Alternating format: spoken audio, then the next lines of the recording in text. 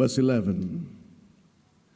O Lord, I beseech thee, let now thine ear be attentive to the prayer of thy servant.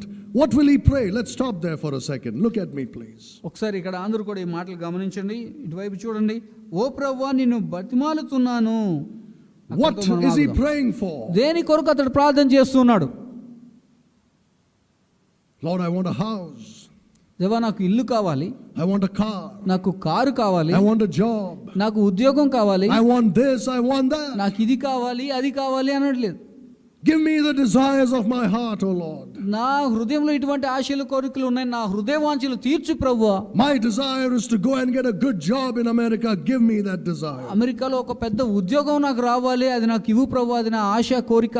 I want to grow in my job. I want to reach the tops. That's my desire. నా ఉద్యోగంలో నేను ఉన్నతమైన స్థాయికి వెళ్ళాలి.